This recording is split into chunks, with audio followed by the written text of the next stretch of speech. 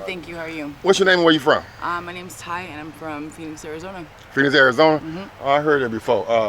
What led you to Greensboro? Me and my husband, we came out here to start over. My parents gave us an opportunity, and unfortunately, we missed the mark, and we relapsed. We had some time clean, and both of us being addicts and whatnot, we kind of made it easy to fall back into old habits and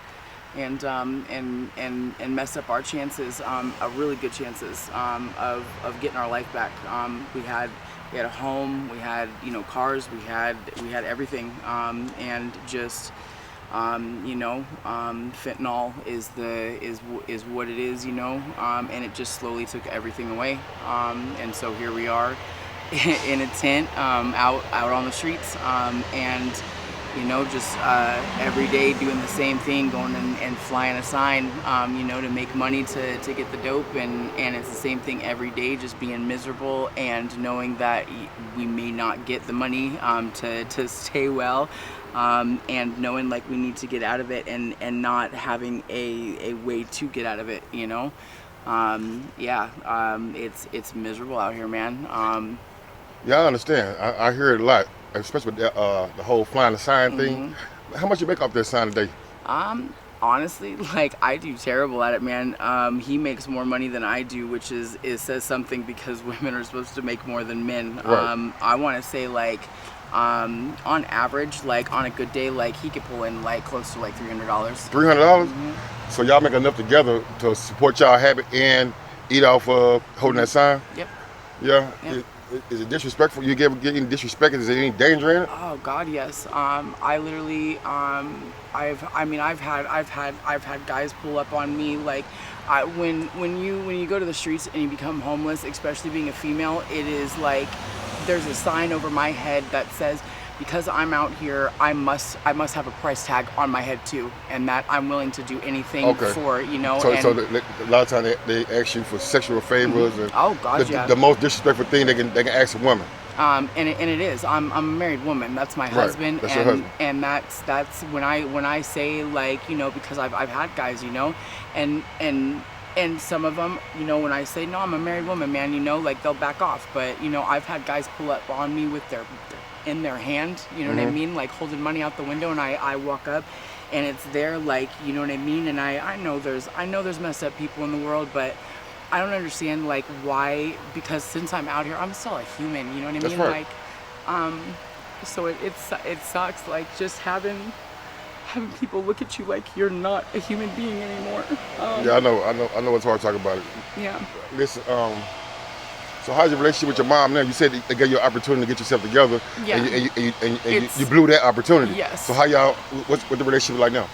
It's my dad and my stepmom, and my dad, and he's a good man, and he loves me, and he worries about me. He has no idea that we're using, none whatsoever. Okay. I think maybe he has an idea of it, you know what I mean? I think he lies to himself to make himself feel better. Right. Like he comes and he don't give me money, he don't give me cash money. He knows because we've been here before, and it's a little bit different, being married and whatnot, but he's really afraid to get that phone call, you know what I mean? Like, Right. because we've been down that road, like I was a strung out junkie, back in Arizona, and like I got pregnant, and they adopted my daughter. When I got pregnant, I was gonna give her up. I had a whole other family picked out for her, and this is back when it was regular heroin. It wasn't the fentanyl, just a shell of what I used to be. And but my dad, man, because my real mom, like, she passed away, at a really young age. And she was only 33 when she passed away. She was addicted to morphine, Demerol, Right. just a mess, So he's lost somebody there, and then to have me go to that, it's not, no, and no parent wants to, like, that's No, unnatural. no. You're right about that. So let me ask you something. Yeah. It seems like you're beating yourself up about your situation. I understand that, but what steps are you taking to get back on the right track? Right now, none. I won't lie to you, man. It's you got to be sick and tired of being sick and tired, and we're not there yet. You know what I mean? And You that's got to want to do it. You can't. yeah, Nobody else can't yep. force you to do it. And I don't want to bullshit anybody. You know what I Right. mean? Like, and because people offer help all the time, you know. And until I know, like, when he makes the move, I'm there with him. You know, like I'm ready, but until I'm not gonna leave without my husband. You know what I mean? Right. And it's he just the other day, made that step, went and found all the information on methadone clinic and whatnot, That's and good. yeah, That's a good did thing. did that himself. You know, so.